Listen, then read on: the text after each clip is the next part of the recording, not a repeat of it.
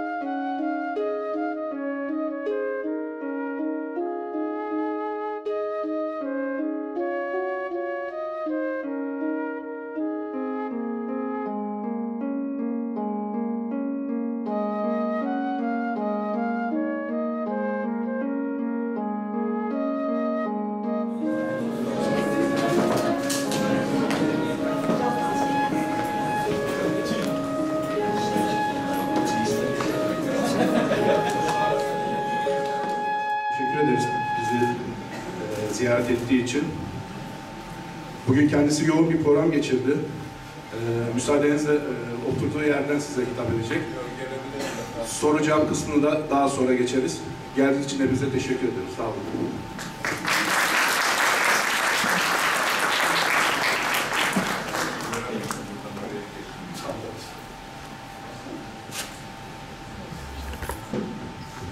Efendim iyi akşamlar diliyorum. Hepinize saygılar sunuyorum. Daha önce de burada gençlerle bir toplantı yapmıştık. Orada da vaktim kısıtlıydı. Efendim 5 yıldır hizmet ediyoruz. Bir zihniyet değişikliği yapmak istedik Ankara'da. Bu zihniyet değişikliğini nasıl yaptık? Öncelikle aldığımız kararları ortak akılla almak için bir kent konseyi kurduk. Siz de var mısınız bilmiyorum kent konseyinde. Varsanız. 1800 kuruluş var. Kentin çeşitli sorunları, gelişimi hakkında orada komisyonlar ve meclisler var. Karar alınıyor. O alınan kararlar Büyükşehir'e gönderiliyor ve oy birliğiyle oradan geçip icra ediliyor. İkincisi, açık ihale yapmaya başladık. 4000 üzerindeki şirketlerimiz dahil bütün ihalelerimizi canlı olarak yayınlıyoruz. Bütün Türkiye izliyor. Üçüncüsü, bütün gelişmiş ülkelerde olması gereken hesap vermek. Hesap nasıl verirsiniz? Yaptığınız bütün harcamaları web sayfanızda yayınlarsınız. Tüm harcamalarınızı orada kuruşuna kadar görebiliyorsunuz. Zaman zaman da yaptığımız önemli şeyleri, projeleri pankartla üzerine asıp bu kavşak şu kadar liraya mal olmuştur gibi bilgilendirme yapıyoruz. Parklarda, yeşil alanlarda da aynısını yapıyoruz. Bu tuttu Türkiye çapında ve insanlarda bir güven sağladı. Biz bu uygulamaya başlattık. Biraz zaman geçti. Arkasından pandemiyle karşılaştık. Zaten ekonomik sıkıntı çok fazlaydı. Pandemide de biliyorsunuz bir liderlik yapmak suretiyle bütün engellemelere rağmen Ankara'da hiç kimsenin mağdur olmaması için gerçekten çok büyük bir dayanışma ortamı sağladık. İnsanlar birbirini hiç görmeden, birbirini tanımadan ihtiyaç sahiplerine destek oldular. Onların adına paralar yatırdılar.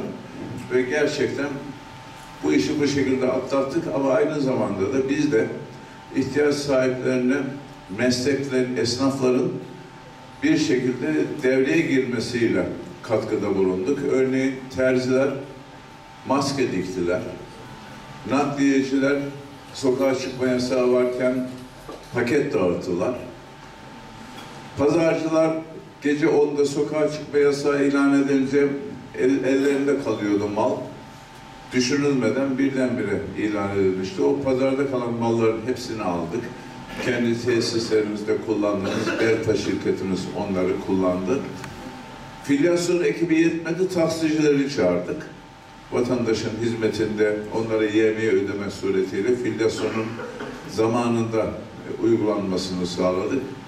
Gibi bunlar benim aklıma gelenler. Evden çıkamayanlar için kuryeler geldi. Kuryeler evlerinde o yaşlı insanlara ihtiyaçlarını götürdüler falan derken böyle kime nasıl yardımcı olabiliriz gibi.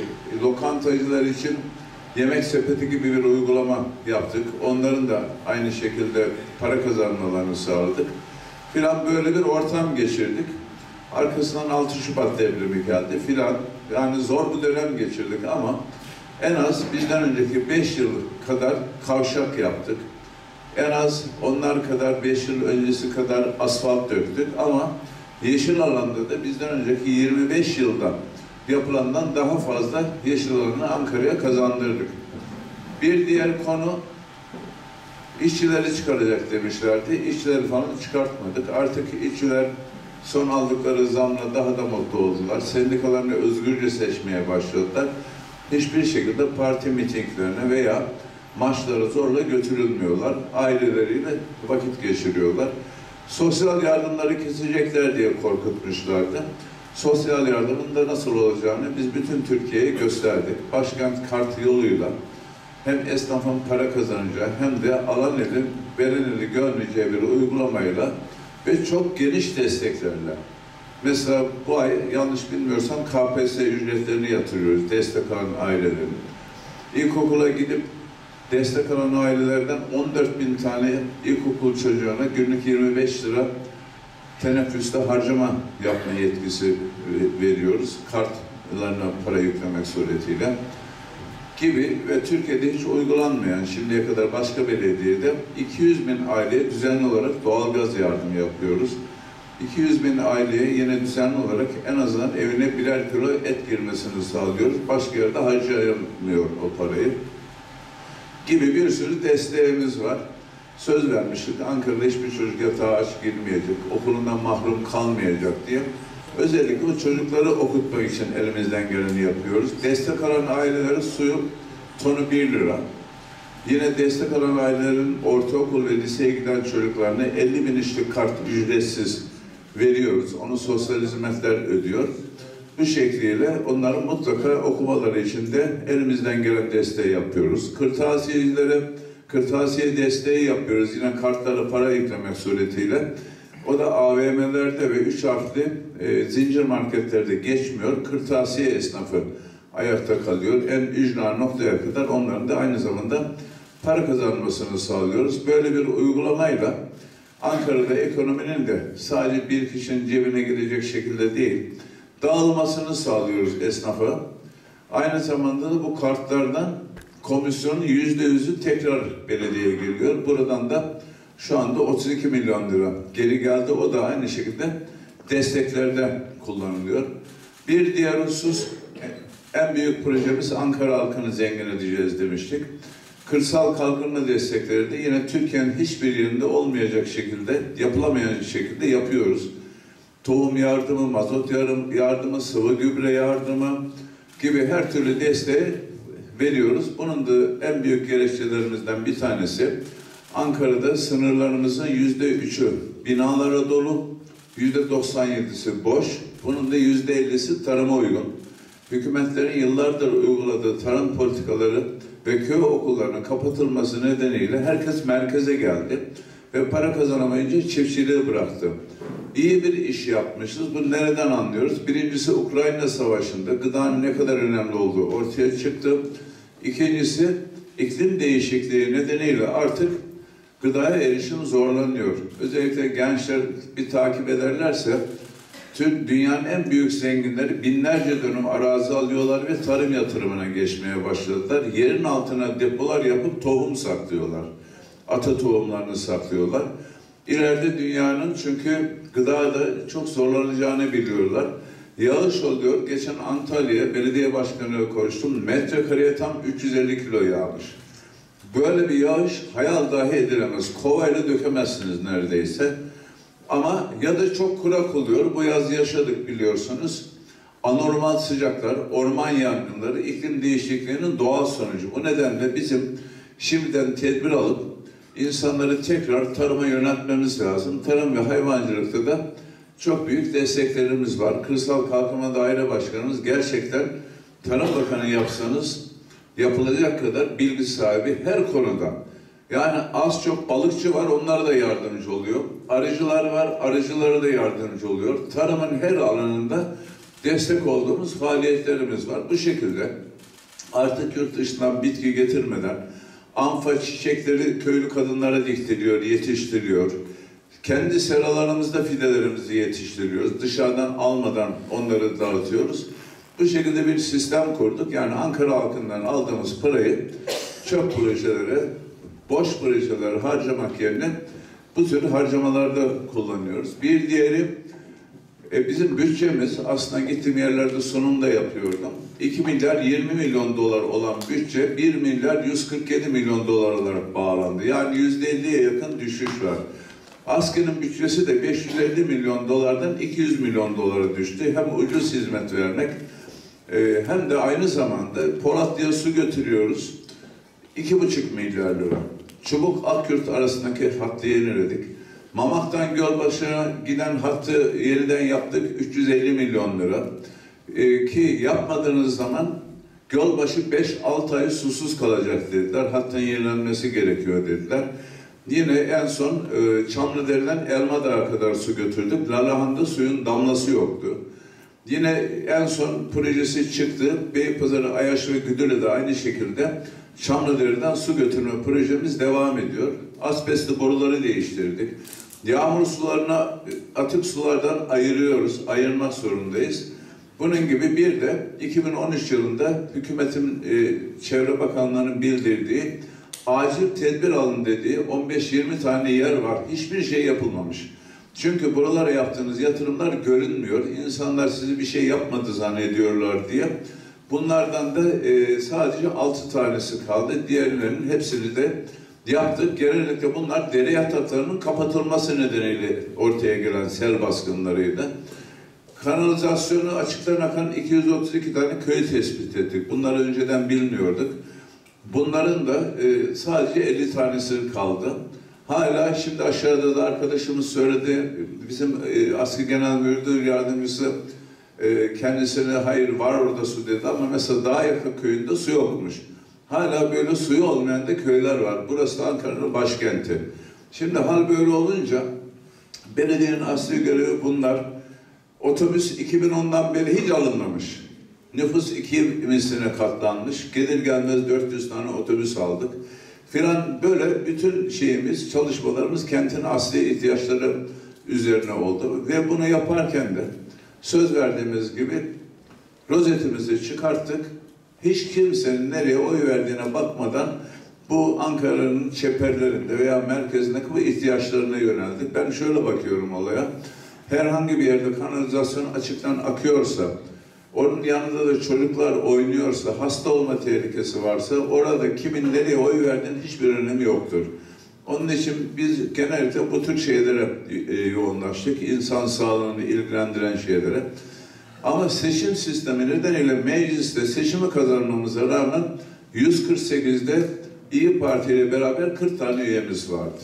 Ve orada topal ördek muamelesi gördük devamlı. Kentin önemli ihtiyaçlarına maalesef hep red çıktı orada. Polatlı'nın suyu için kredi istemiştik, red çıktı. Otobüsler için kredi istemiştik. Her şeye red veriyorlardı ama kamuoyu desteği arkamızda olunca bunu basınla paylaşınca önünde duramadılar. En son bir olay daha anlatmak isterim. 1980'li yıllarda Sayın Karayalçın Ankara'nın arıtma sistemini kurmuş. Dış krediyle. Çok uzun vadeli ödenen bir dış kredi. Ve 2010 yılında Çevre Bakanlığı yazı yazmış. Burası artık yetmiyor, nüfus arttı. Arıtmanın kapasitesini genişletin diye. Tahmin ettiğiniz gibi görünmez diye başka yerlere para harcamışlar. Bu işi yapmamışlar. Bakın şu anda 1,5 milyon metreküp atığımız var. Bunun 750 bin metrekübü ayrıştırılıyor, arıtılıyor. 750 bin metrekübü ayrıştırılmadan karışıyor. Depaçal oluyor bunlar. Ankara çayına, Ankara çayından Sakarya'ya, Sakarya'dan da İstanbul Ömerli Barajı'na bu suyu çekiyorlar. Ben belediye başkanı olduğumda o günkü ASKİ Genel Müdürü ikaz etti. Dedi bunun acil yapılması lazım. İstanbul Anadolu yakasının suyu 3 yıl dedi koktu dedi, içemediler dedi. Hemen biz proje ihalesine çıktık, projeyi yaptık. Daha sonra Cumhurbaşkanı'na sunduk. Cumhurbaşkanı da aynısını söyledik. Sizin torunlarınız da bu suyu içiyor. 30 milyon nüfus bu suların kenarında sebze ekiyor. Dolayısıyla bunu bütün insanlar yiyor ve kabul etti, yatırım programına alındı. Kredisini bulduk 275 milyon dolar. Tam 8 aydır mecliste bekliyor. Bir sefer reddettiler, veto ettim. Şimdi mahkeme yoluyla hakkını alacak diye erteleme kararı veriyorlar. Yani etmiyorlar, orada bekletiyorlar. Bunun gibi bekleyen kredilerimiz filan da var ama İnşallah Ankara halkındaki genel yaptığımız anketlerdeki memnuniyet oranı yüksek. Çok eksiğimiz vardır. Hiç itiraz etmiyorum ama bu şartlarda bu kadarını yapabildik. En azından israf etmeden. Dolayısıyla bu sefer bu memnuniyetten de yararlanarak Ankara'da belediye sayımızı artırmak, dolayısıyla belediye meclis üyesi sayısını da artırmak istiyoruz. Şöyle bir sistem yapılmış ve Anayasa Mahkemesi'ne gitmemiş bu. Evren'den 2500 oya 2 tane geliyor meclis üyesi. 2500 seçmeni var. Hepsi oy kullanırsa. Çankaya'dan 65 bin oya, Keçiören'den 65 bin oya bir tane geliyor. Evren'den 2500 oya 2 meclis üyesi gelirken Çankaya'dan tüm gelen meclis üyesi sayısı 10. 700 bin seçmeni var. Böyle olunca bizim Çankaya, Yeni Mahalleyi kazanmamız filan yetmiyor. Ankara'nın içinde de bazı ilçeleri kazanmanın yanında dış ilçelerde de seçim kazanmamız gerekiyor. Buna uygun adaylarımızı belirledik. Kazanma ihtimali olanları inşallah bu 3 belediyenin üzerine başka belediyeleri de eklemek suretiyle meclisteki de çoğunluğumuzu sağlayıp inşallah biraz da bunu yayınlamasın basıncılar. Hani bir şey var ya, fotoğraf, peşin satan oturuşu var ya, peşin satan gibi oturup inşallah Ankara'yı ayağımıza kimse takılmadan rahat bir şekilde daha fazla hizmet etmek istiyoruz. Onun yanında kültürel faaliyetlerimiz de var. Tam hatırlamıyorum ama 2100 civarında kültürel faaliyetler yapılmış. İnşallah bu kültürel faaliyetleri de sizlerle birlikte olarak daha da genişletmeye çalışacağız. Çünkü artık yeşil alanlarımız çok uygun. Anka Parkı açıyoruz yakında. Fakat ücretsiz olarak sadece Luna Park oyuncakları olan küçük oyuncakları kiraya vereceğiz. Diğerlerini de isteyen olursa kiraya vereceğiz ama şimdi havuzu yeniliyoruz, kablolarını yeniliyoruz. Tamamen mesire alanı olarak, yeşil alan olarak kullanmak üzere açıyoruz. Orası 2200 dönüm. Yani 220 futbol sahası büyüklüğünde. Onun yanında da tarihi köprüyle Yeni Mahalle Köprüsü arasında olan yer 940 bin metrekare. Orası da 94 futbol sahası büyüklüğünde. İkisi yan yana geldiği zaman Ankara'nın en büyük yeşil alanlarından birisi olacak ve orayı da rahatça kullanabileceksiniz. Hemen hemen hiçbirisinde ticari hiçbir şey yok. Çünkü bu tür yerlere çok büyük yatırımlar yapılmış. Acayip paralar harcanıp birilerine çok uzun süreliğine kiralar verilmiş. Bize onu da vermiyorlar meclisten. Meclisin yetkisi 10 yıl. Bize vermiyorlar. Encümenden 3 yıllara kira verebiliyorsunuz. Öyle olunca da tabii yatırımını ona göre yapıyor ve kira kaybı yaşıyoruz açıkçası. Ayrıca Bakap diye bir yer yaptık. Oranın adını da inşallah meclis çoğunluğunu alınca 2. Atatürk Orman Çiftliği, 2. Yüzyıl Parkı gibi Ankaralılara sorarak oranın da ismini ona göre koyacağız. Bana göre yaptığımız en büyük proje 3,5 milyon metrekare. Türkiye'nin en büyük tarım ve rekreasyon parkı. Hem orada insanlar gezebilecek 29 kilometre yürüme yolu, 19 kilometre bisiklet yolu var içerisinde. Çok büyük bir arazi. Aynı zamanda aileler çocuklarıyla gidip orada bir gece kalıp çocuklarına tarım da öğretecekler. Dut zamanı Ankaralı'yı dut yemeye çağıracağız. 20 bin üzerinde ağaç diktik aynı zamanda. Kiraz zamanı ağacından kiraz yemeye çağıracağız Ankaralıları. Elma, armut, yani meyveleri dalından koparacağız çocuklar. Meyvelerin manavda yetişmediğini anlamış olacaklar. Güzel bir etkinlik olacak. Bu da bu yıl bile çok güzel olacak. Çünkü 3-4 yıl oldu ağaçlarını dikelim. Büyük ağaçlarımız da var. İsteyen bisiklete binecek, spor alanları var. Ailelerin rahat vakit geçirebileceği alanlar da var. Oraya aynı zamanda önümüzdeki dönem bir tarım akademisi kuruyoruz. Ankara'daki tüm çiftçilerimizin tarlalarını internetten takip ediyoruz. Kırbis diye sistemi var Kırsal Kalkınma Dairemizin. Kendi tarlasındaki en az üretime yönelik herhangi bir problem varsa onu uydudan izleyip kendisine bilgi veriyoruz. Gidip tarlanızda şöyle bir durum var diye. Bu şekilde çiftçilerimizin %70'iyle direkt temas halindeyz. Kırsal Kalkınma Daire Başkanımız her hafta köyleri gezer. Çok çalışkan bir insan. Nerede neyi ektiği zaman nasıl daha fazla verim alacağı konusunda sürekli bilgilendirmeler yapar. Sulu tarıma açtık 150 bin dönümünü. Kimini açık sulama, kimini başka yerden su almak suretiyle çiftçilerimizin sulu tarıma geçmesi için de çalışmalarımız da devam ediyor. Durum budur. Eğer memnun kaldıysanız bir 5 yıl daha istiyoruz.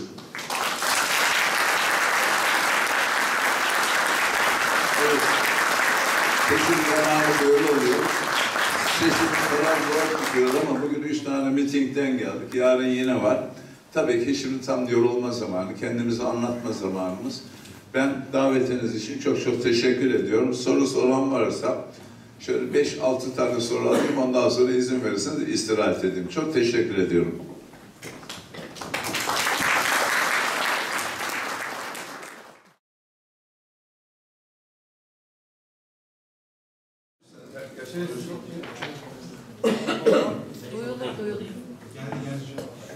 Duyulur.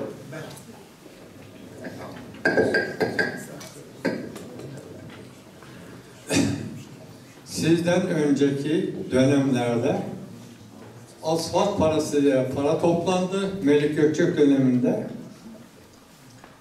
Bütün namuslu vatandaşlar anında ödemesini yaptı. Ben de onların içinde dahil olmak üzere. Daha sonra sizler beyanda bulundunuz.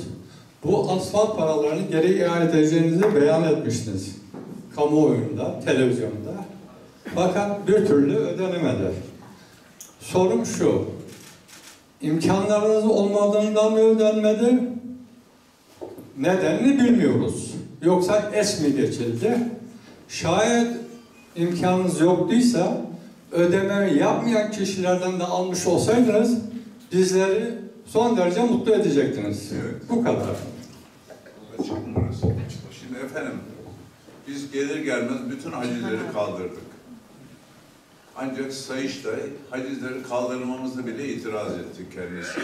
Ve zaten bu ödemeyi daha sonra mahkeme durdurdu. Maalesef Türkiye'de bu işler böyle gidiyor. Şu anda hacizde hiçbir gayrimenkul yok. Bunu da Sayıştay tenkit etti. Ama hacizin kaldırılması demek alacağın silinmesi anlamına gelmiyor. Sadece durduruldu ve bekliyor. Bugüne kadar da başka hiç kimseye bu ilave edilmedi. Evet. Ama eskilerin ödenip ödenmeyeceği konusunda benim açıkçası hukukçu olmama rağmen bir şey diyemiyorum ben. Biz hacizleri kaldırdığımızda bile Sayıştay niye kaldırdınız dedi bunları. Almamızı istedi ama biz hacizleri kaldırdık ve en azından insanların daire satarken mecbur gelip ödüyorlardı biliyorsunuz. Evet. Hacizli olarak alıyorlardı. En azından bizim dönemimizde bir kuruş bu konuda tahsilat yapılmadı. İlk defa geçenlerde birisi böyle bir şeyde bulundu.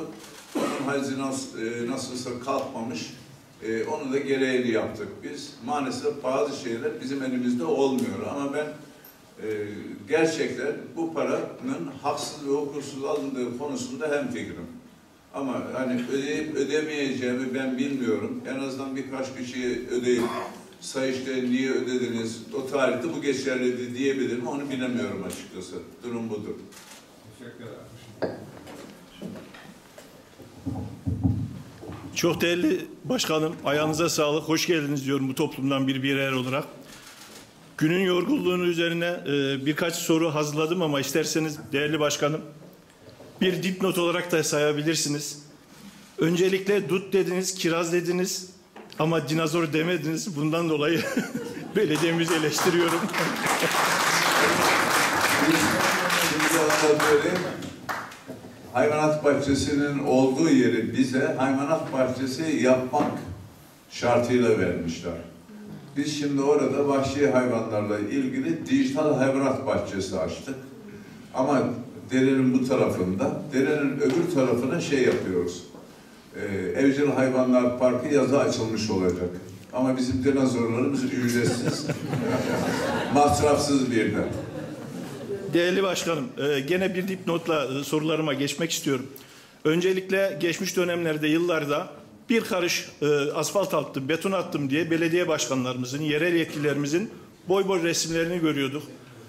Sizin resminizi bu geçmiş dönemde göremedim. Ondan dolayı bir seçmen olarak teşekkür etmek istiyorum. Hemen orada bir cevap vereyim. Rakibim demiş ki 5 yıl boyunca hiçbir fotoğrafını görmediniz, şimdi asıyor demiş. Ben de aynı şeyi söylüyorum. 5 yıl boyunca hiçbir yere fotoğrafımı asmadım. Çünkü ben kendi PR'ımı yapmak değil, sizin ödendiğiniz paralarla o faaliyetleri yapıyorum. Ne asfaltınız hayırlı olsun diye yazdım, ne de hiçbir yerde fotoğrafımı kullanmadım. Belediyede de benim fotoğrafımı asmak yasak. Koru Mahallesi'ne bir taksi durağı yazmıştım. Onlar pankart astılar. Onlara da zabıta gönderdim. Eğer pankartı kaldırmasanız ceza keserim. Ya şöyle bakıyorum. Zaten görevimiz, görev olan insana plaket vermek, teşekkür etmek. Siz herhangi bir daire başkanlığı, kamuda gittiğiniz zaman gidiyorsunuz, tapudan tapuyu alıyorsunuz. Plaket veriyor musunuz? Adamın görevi tapuyu vermek. Nüfus cüzdanı alıyorsunuz. Ona plaket veriyor musunuz? Vermiyorsunuz. Niye? Zaten onu yapacak. Belediye başkanı da maaşını sizin ödediğiniz bir insan. 5 yıl boyunca bir şoför, bir koruma ve bir minibüsle gezdim. Bu ne çakar. Çakarların hepsini kaldırdım biliyorsunuz. Ne arkamda ikinci bir koruma aracı. Kimseyi ayırmayınca kimseden korkmanın da bir anlamı yok. Masraf etmenin de anlamı yok. Ve halk bunu tuttu. İnşallah diğer belediye başkanları da örnek alırlar. Teşekkür ederim başkanım. Şu ay olarak değerlendirilmeyebilir ama özellikle toplumsal konularda emek harcayan bir birey olarak şahsım adına, yani kurum içerisindeyiz ama kurum adına söz almadığımı özellikle de belirtmek isterim başkanım. Belki yanlış anlaşılmalar olabilir diye. Değerli başkanım, İstanbul'da Kafkasyalılar, Çerkezler üzerine yakın zamanda bir festival şeklinde etkinlik olacak. Buna benzer etkinlikleri de Ankara'da görmek istediğimi öneri babında belirtmek istiyorum. Bir önceki seçimde taahhütlerinizin arasında Kültür Sokağı şeklinde bir projeniz vardı. Benimkinde yoktu Kültür Sokağı. Şeyinkinde Özhasıki'de vardı diye hatırlıyorum. Benimkinde Kültür Sokağı yoktu. İsim belki farklı olabilir ama başkanım. 80 milyon Anadolu Kültür Bahçesi vardı. Evet. 80 milyon valisine, belediye başkanına yazdım ama malum biliyorsunuz işin içerisine siyaset giriyor. Sadece 13 tane şeyden geldi, vali veya belediye başkanından geldi. Ona da siz yapın biz gelip alalım diye geldi. Maalesef ortaklaşma olmadı ama şimdi 2 tane çok büyük alanımız var. Rahat kullanabileceğiniz. Birisi biraz önce söyledim. Atatürk Orman Çiftliği 3 milyon metrekare. İkincisi de Pakap dediğim 3,5 milyon metrekare olan arsalar. Her türlü, yani arsa diyorum, rekreasyon alanında her türlü etkinliği yapabilirsiniz. Çünkü 2 ayrı konser alanı da var orada. Yani Gölbaşı'nın oradakinde. Aynı anda 2 konser yapılsa kimseyi rahatsız etmeyecek bir alan var. Oraları her zaman bu tür etkinlikleri tahsis edebiliriz. Yani derneğimizde, toplumumuza bu tipe bir mekan oluşturulursa yer vermeniz konusunda istirham bulunacaktım. Zaten etkinlikler için her zaman da kapımızın açık olduğunuzu belirttiniz. Ardından başkanım, derneğimizin Çayyolu'nda bir merkezi var. İleriki dönemler için faaliyetin sürdürmesi konusunda bu konuda da faaliyetlerin... Mülkiyeti kimde? Çankaya Belediyesi'nin ama onu bilmiyorum. Ya bir şey diyorlar mı kullanıyorsunuz herhalde zaten. Süresi bitti, yenilenmesi gerekiyor başkanım. Onlar da nasıl meclis çoğunluğu sorunu olmuyor. Tekrar onları yenilerler. Ankara mesela bizde olsa ne olur bilmiyorum da. Şimdi yeri biraz değerlendiği için biraz yok biz görüşürüz. Desteklerinize görüşürüz kendisiyle. Sorun olacağını zannetmiyorum. Bir de değerli federasyon yöneticilerim, dernek yöneticilerim de buradayken kendilerinden habersiz olarak böyle bir görüşte iletmek istiyorum. Adige Cumhuriyeti Cumhurbaşkanımız Kumpul Murat, Kafiyet organizasyonuyla Anadolu'nun farklı bölgelerinde etkinlikler gerçekleştirilmiş. Bunların arasında değerli makamınızı da ziyarette bulunmuşlardı efendim. Bu konuda aslında federasyonumuz ve değerli belediyemizle birlikte bir iadeyi ziyaret olabilir mi diye bir şey aklıma geldi. Paylaşmak istedim. Teşekkür ederim başkanım. Sağ olun.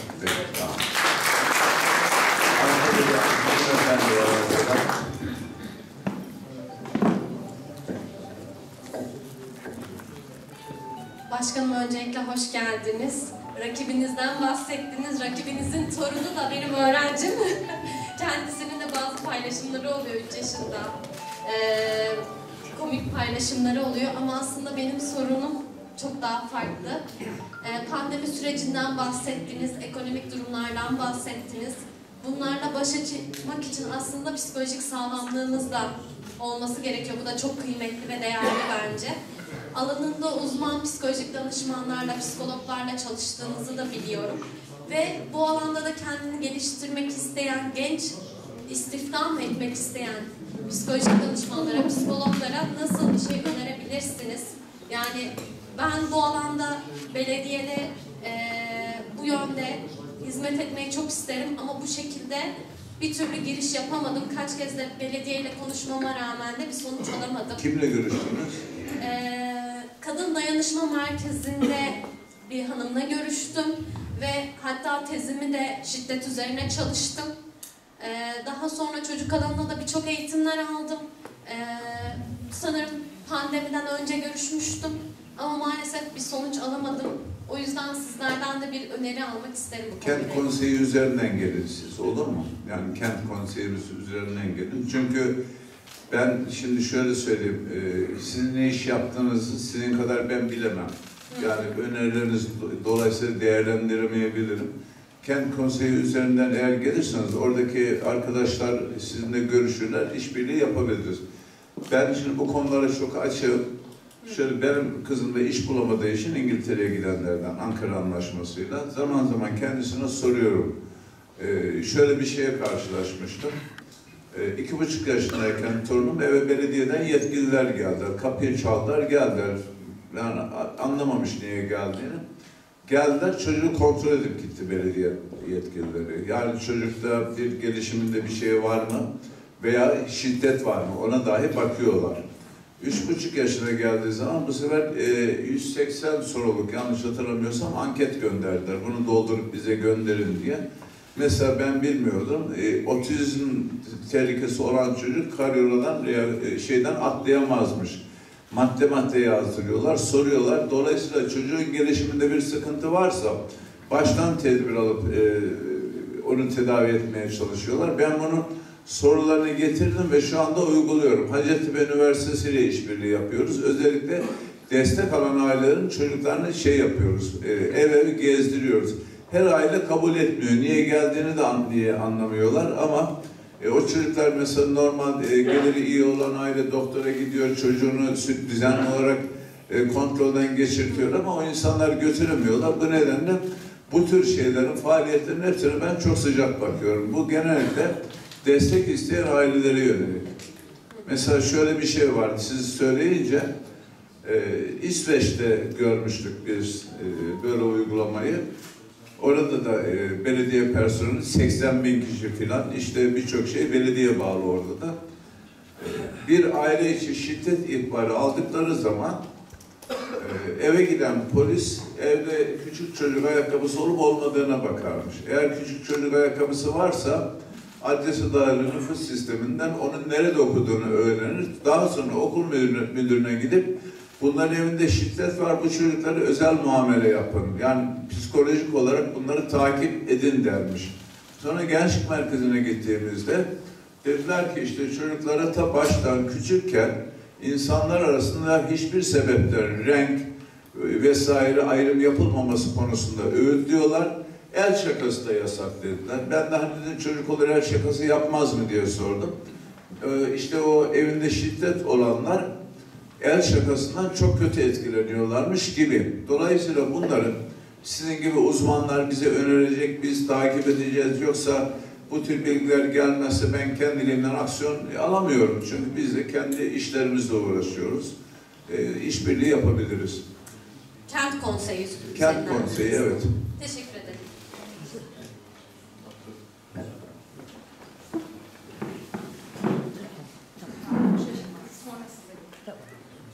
Merhabalar başkanım, hoş geldiniz. Öncelikle ismim Beyza. Size aslında iki şey söylemek istiyorum. Az önce BAKAP projesine istediğimiz faaliyetleri orada gerçekleştirebileceğimizi söylemiştiniz.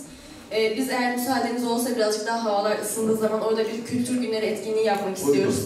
Sadece biz değil, diğer farklı kültürlerle beraber yemeklerimizi yiyelim, kültürel yemeklerimizi.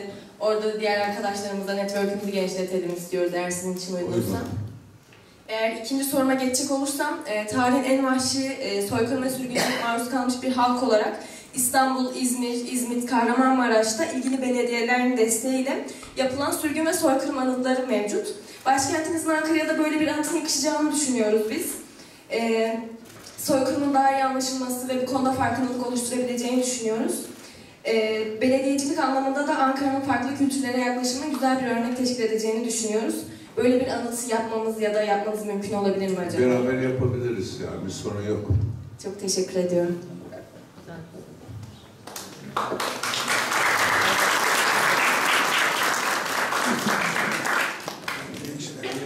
Merhabalar diyorum. Herkese iyi akşamlar. Hoş geldiniz diyorum öncelikle. Kendimi tanıtmak istiyorum. Ben Tülay Altındağ, Çankaya Huzur Mahallesi muhtar adayıyım. Hayırlı olsun. Az önceki konuşmaları duyduktan sonra ben de söz almak istedim. Eğer ki güzel bir sonuçla karşılaşırsak sizlerle beraber mahallemiz için çok güzel şeyler yapmak istiyorum. Aynı zamanda hemşehrilerim diyeceğim artık herkese ortak projelerde güzel şeyler yapmak istiyorum. Bunu da size bildirmek istedim. Çok teşekkür ederim. Şimdiden sözünü alayım istedim. Evet, muhtarlarla işbirliği yapıyoruz. Mübalağa etmiyorum. Böyle eskiyi kötülemek falan şeyim değil. Üçüncü, dördüncü dönem seçilen muhtarlar var. Yemin ediyorlar belediyenin kapısından içeri giremiyoruz. Hiçbir daire başkanı bizi kabul etmiyoruz. Evet. Biz de muhtar mobil uygulaması yapıp bize rahat bir şekilde ulaşmalarını sağladık. Çünkü muhtarlar olmadan bizim semtlerdeki arızaları görmemiz, eksikleri görmemiz mümkün değil. Gerçi şimdi sosyal medya 153'ü aramaktan çok daha etkili olmaya başladı. Bizim de AKOM diye bir grubumuz var. 24 saat görevde. Bize zaman zaman mazgal, çukur, tür şikayetler geldiği zaman bir programla bunları sosyal medyadan yakalayıp AKOM grubuna atılıyor. Aynı akşam imkan varsa düzeltiliyor ve şikayetle bildiren kişiye de fotoğrafı da atılıp teşekkür ediliyor. Kimi bazen kızarak kör müsünüz bunu falan diyor. Biz de diyoruz evet yani görmedik ama genelde duyurduğunuz için teşekkür ediyoruz deyip gene kendisine gönderiyoruz ve gocunmuyoruz bunlardan. Yani çünkü sonuçta vatandaş işbirliği yapacağız tabii ki. Çok teşekkür ediyorum. Sağ olun. Son olur mu? Merhabalar, öncelikle hoş geldiniz. Benim iki ricam olacak. Derneğimizin Yaşam Kenti Sosyal Tesisi ile alakalı. Ankara Çerkez Derneği bildiğiniz üzere herhangi bir politik oluşum içerisinde bulunmadan, belediyelerimizden neredeyse hiçbir destek almadan tamamen hemşehrilerimizin yardımlarıyla oluşturduğu Yaşam Kenti Sosyal Tesis'in bakım ve onarımı konusunda uzun zamandır zorlanıyoruz. Özellikle pandemi ve deprem sürecinde bütün bölgelerdeki vatandaşlarımıza yardımcı olabilmek, destek olabilmek adına bütün kaynaklarımızı o taraflara yönlendirdiğimiz için de oranın sorununda etkili oldu bu. Özellikle Yaşam Kent Sosyal Tesisimizde desteklerinizi bekliyoruz. Özellikle bu yıl için desteklerinizi görmek bizi çok mutlu eder. Değinmek istediğim ikinci bir konu gene Yaşam Kent Sosyal Tesisimizle alakalı. Ulaşım sorunu maalesef ki programınızda da açıkladığınız metro hatları içerisinde olan Yaşam Kent metro hattında bir an önce tamamlanması, sürecin başlaması bizim için çok daha iyi olacaktır. Bu sürecin de hızlı bir şekilde tamamlanmasını diliyoruz.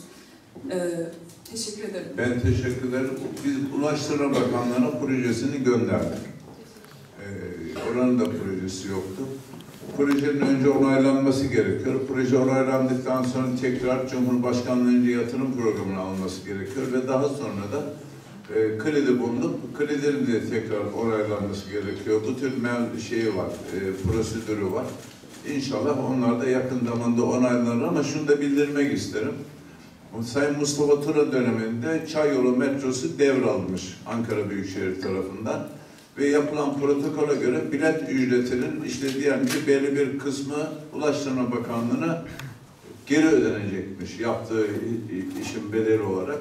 Ben 8 Nisan'da devraldım, 28 Nisan'da Cumhurbaşkanlığı kararnamesiyle protokolümüz olmasına rağmen bu iptal edilerek bütçe gelirlerinin %5'i kesilmeye başladı. Üstelik zaman zaman hükümet belediyelerden kesintileri iptal etmesine rağmen bunu ona dahil etmediler ve Çayyolu metrosunu bitirdik. Şu ana kadar güncel parayla 5,5 katlı parayı bizden kestiler. Ben de diyorum ki bir daha yapmayın diyorum Ulaştırma Bakanlığı'na. Şimdi Keçiören Havaalanı metrosu onlar da vermiyorlar bize. Bekletiyorlar. Yatırım programı da almışlar. Şimdi rakibim diyor ki yapacağız. 3.000 lira koydular bu yıl bütçeye gene orası için. Biz yapalım diyoruz. Nasıl parasını bizden alıyorsun ve 5 yılda alıyorsun. Biz eğer bize verirseniz biz bunu 15 yıl, 20 yıl vadeyle borçlanarak alırız. Çünkü para Ankara'nın halkının cebinden çıkıyor. Yani siz bunu 5 yılda bizden alırsanız biz başka hizmetleri yapmakta zorlanırız değil mi? Ama ne yapıyorlar ne de veriyorlar. Bakalım Çayyolu'ndaki yaşam kente Bağlıca'ya kadar uzanan 2 tane çatal var. Bağlıca'dan hızlı tren istasyonundan Eryaman'a gidiyor. Bir tane Keçiören'den Ovacık'a uzanan hat var bizim yaptırdığımız proje. Bir de projesi tamamlanan Dikmen metrosu var. Turan Güneş'e kadar giden. Bunları Ulaştırma Bakanlığı'na gönderip onaylarlarsa artık bir de nasıl yaparız ona bakacağız açıkçası. Başka da şey yok, hazır elde proje yok. Durum böyle.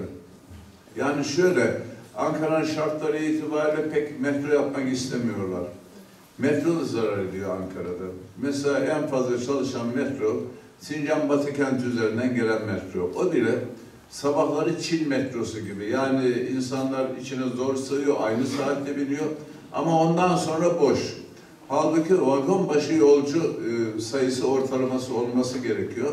İşte benim çocuğum dediğim gibi İngiltere'de ben bir gün kent merkezine gelirken uzakta Londra'nın dışında metro istasyonunda şeyi gördüm. Londra'nın en meşhur futbolcularından birisini gördüm. Yani herkes kullanıyor metroyu.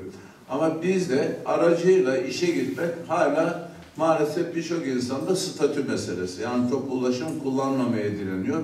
Onlar da zarar ediyor. Metronun halbuki rahat kar etmesi lazım ama onu dahi kullanmıyorlar. Ama bir şekilde insanlar alışacak buna. Londra'da falan kent merkezine giremiyorlar araçlar. Bizde böyle bir uygulama yok. Uygulasanız da ne kadar problem çıkacağınızı siz düşünün. Her yere park edemezsiniz. Park sorunu ana caddelerde biliyorsunuz aynı şekilde belediyenin para alması lazım. Bunları falan uygulamıyoruz. Maalesef vatandaşınız para isteyeni dövüyor filan.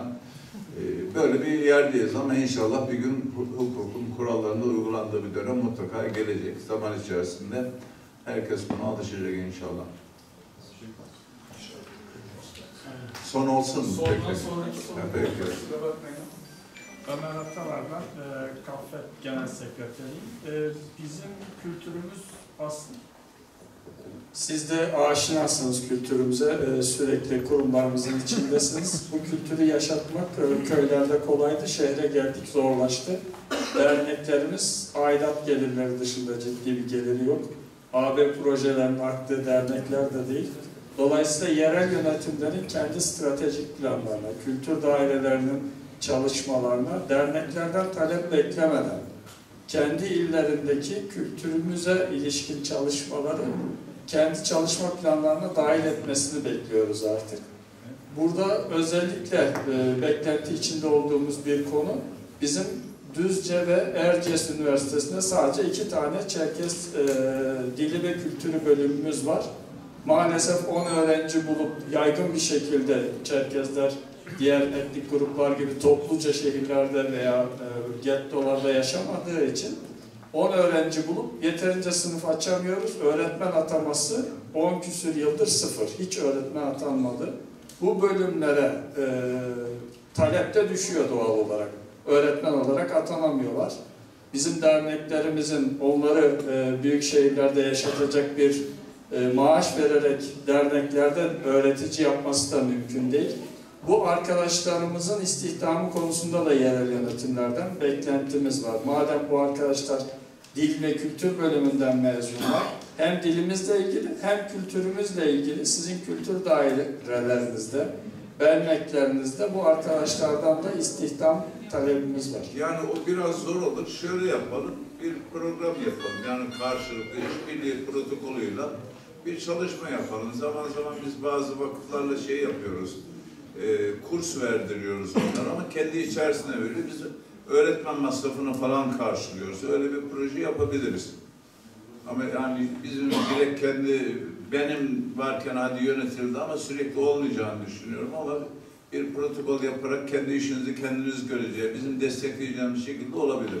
Bir şekilde bu bölümleri ayakta tutmamız gerekiyor el birliği. Yani bölümleri ayakta nasıl tutuyoruz bilmiyorum da İstihdam sağlamamız gerekiyor. Yani istihdam işine şimdi bir şey diyemiyorum açıkçası. Seçimden sonra o zaman kapınızı çalın. Destek olur. Şöyle kültür dairesini görüşelim. Bakın ben gerçekten Türkiye'deki bütün kültürün yaşamasını istiyorum. Kaybolan her dil, kaybolan her gelenek bizim zenginliğimizden kopan bir parça. Ben biraz meraklıydım Beypazarı'nda belediye başkanıyken. Tam milattan sonra 600'lü yıllarda Beypazarı'nda yaşayan birisinin anılarını anlattığı kitabı buldum, tercüme ettirdim. Milattan sonra 600'de. Şeye baktım, yöresel isimler acaba var mı? Aynı ismi mi kullanıyorlar? Çünkü aynı ismi kullanırsa siz oranın ismin nereden geldiğini öğreniyorsunuz, belki ne anlama geldiğini öğreniyorsunuz. Solta Boğazı diye bir yer var mesela bizde. Ne demek Solta Boğazı? Eskiden beri geliyor. Eminim ki çok yıllar öncesinden geliyordur o isim. Sadece isimler değil, kültürlerin de mutlaka gelecek nesillere aktarılması lazım. Ben bunu gerçekten çok önemsiyorum çünkü benim konuştuğum dili Beypazarı'nda konuşmuyorlar şimdi. Yani dil ayrı değil ama lehçe olarak. Yani birçok kelimemiz var. Yeni nesil bilmiyor hiçbirisini. Mesela kapıyı biraz camı aralık, benim yengem abazadır. Amcaoğluma ikide bir söylüyordu. O bunları not alıyordu. Mesela camı hafif böyle tam açılmayacak şekilde aralık bırakıyor. İşte camı kıyılaşık bırak derler falan. Artık bu tür 4000 kelimeyi Beypazarı'na kitap yaptım. Türk Dil Kurumu'na gönderdim ama yeni nesil bu kelimeleri konuşmak için kayboluyor, gidiyor. Yani yaşaması lazım hepsinin. Çünkü mesela Kassis'te birçok yerde ne diyorlar bilmiyorum ama bizim orada hartlak derler. Yani tam daha üzerinde insanlar kendisi buluyor bunu. Girdiğiniz zaman hart diye giriyorsunuz ya. Bizim orada hartlak, başka yerde başka bir şey söylüyorlar mesela. Bunların kaybolmaması lazım. Ben destek olurum. Efendim çok teşekkür ediyorum.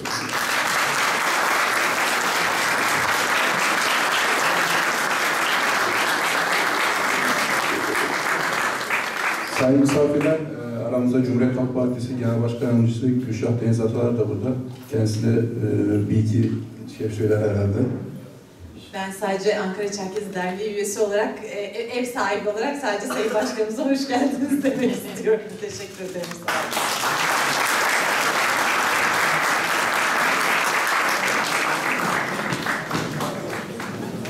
Yolunuz açık olsun başkanım.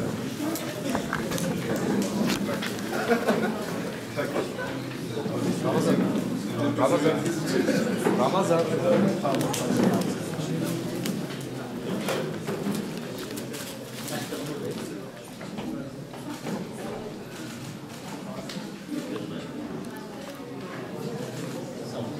Çok teşekkür ediyorum.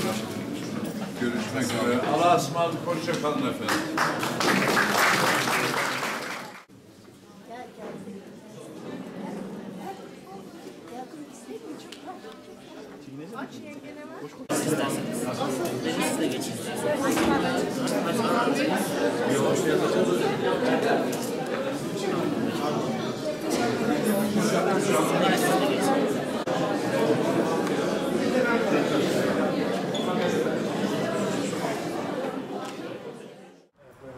İyi akşamlar. Başarılar size. İyi akşamlar.